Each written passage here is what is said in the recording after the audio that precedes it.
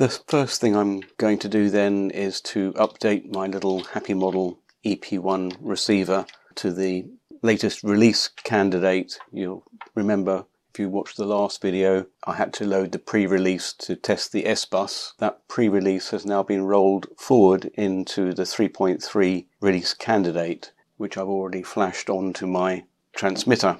Let's power this little guy up then and wait for it to go into its Wi-Fi mode. I've already compiled the correct version, or what I hope is the correct version. That we can see in a folder that I keep on my desktop, and it'll be this file here. So now that we have the rapid flashing, let's connect to it. And here we can see that it's running head, which is the pre-release that I was using before, and my European LBT firmware. Let's then go to update, choose the file from my desktop. Should be this guy here. Update and pray. And we have an error. I've gone back through the process. It didn't want to flash with the version that I'd compiled. I went back and retried it flashing from within configurator, and it tells me there's success. Go back and connect to it.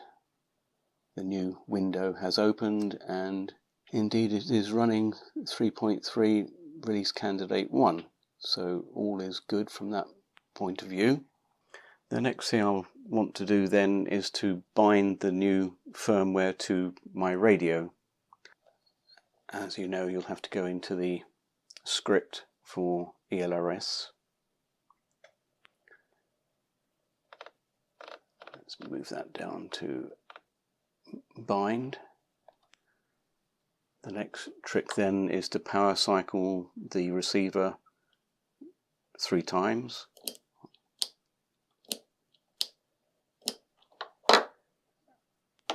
And then press bind. And we have the steady light, so it is bound. One thing I forgot to do before I bound it to my transmitter was to check the settings that it's going to be outputting Crossfire, which is what we want to test. So what I want to do then is to go to the Model tab. We can see, because I'd already set this receiver up before as SBUS, the serial protocol is still at SBUS. We then go to the little pull down tab at the end here, and we can see the other options that we have. So we'll switch it back to CRSF and save those settings. Now then, we have CSRF set, and it's bound to my transmitter. We can now move on to the next phase, which is changing the firmware on the A3 Mini to test. To update the A3 then, I've connected it via its little dongle to my PC. There's an update to the configurator, so let's do that while we're at it. I apologise if you can hear some very strange noises. My neighbours are having a party. And now we can relaunch the configurator. Version 1.2.3. We go to firmware update and choose our product, which is the A3 Mini. And the latest firmware version, the 1.6. Now this process should leave the configuration of the gyro as it was before. Clearly we need to check that thoroughly before we try and fly it, but in my experience it's usually not a problem.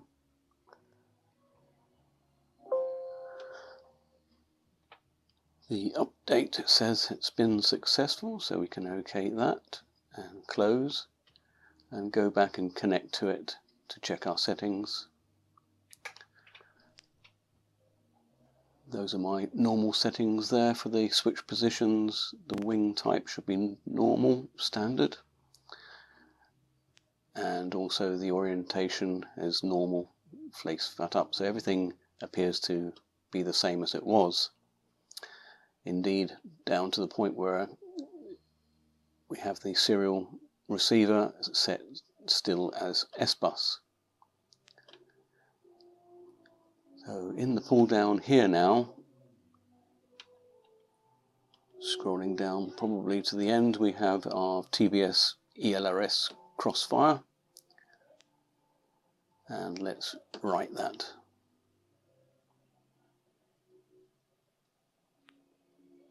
We'll keep the current settings.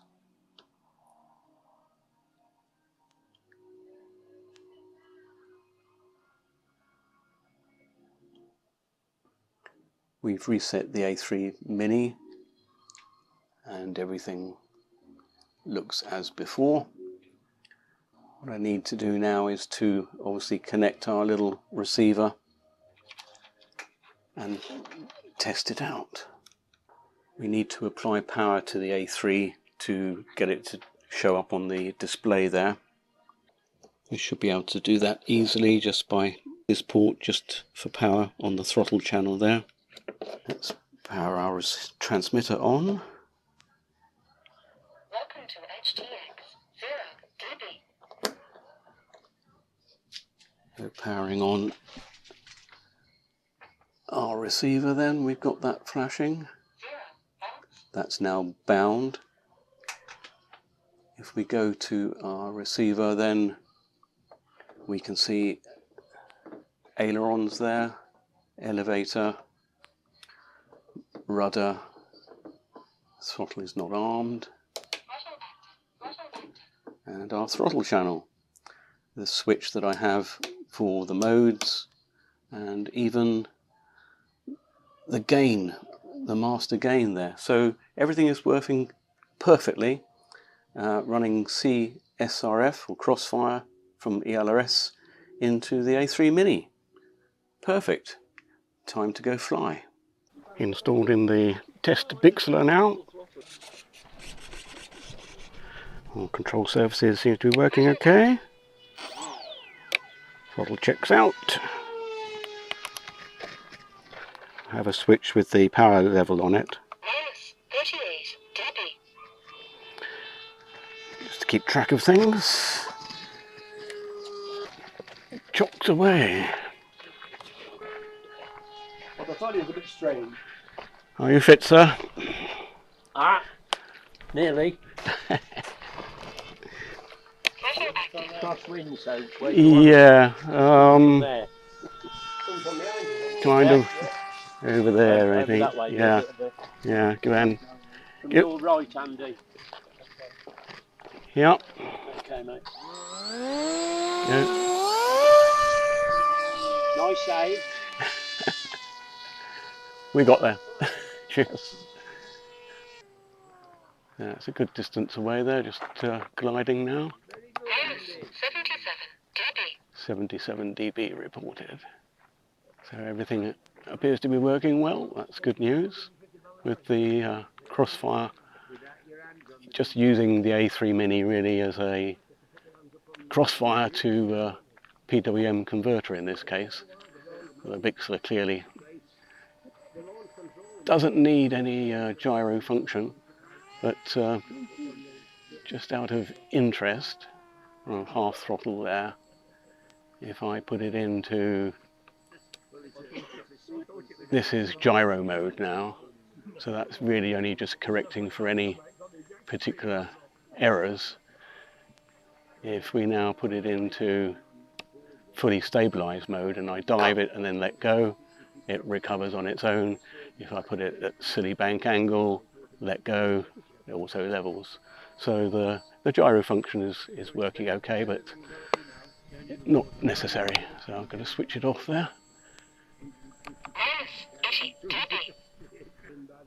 So here we are. It's a very useful addition now to be able to have Crossfire into the A3 Mini. So we now, from my previous video, which I'll link to, we have various options now with the little EP1, and in fact all ELRS receivers, we have the option to set SBUS for those folks that need that. But now really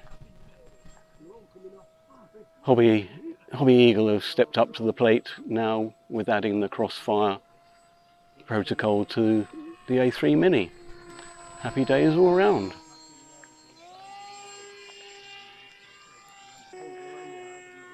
Now with the weather as it is today, I could probably stay up there for hours. So we're way up there now. Minus 79 dB. Minus 79 dB, so not too shabby.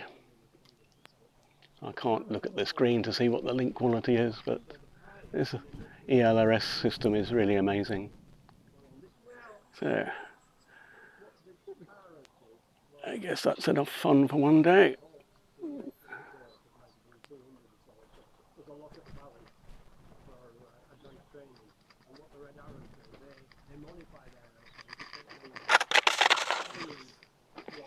Super job.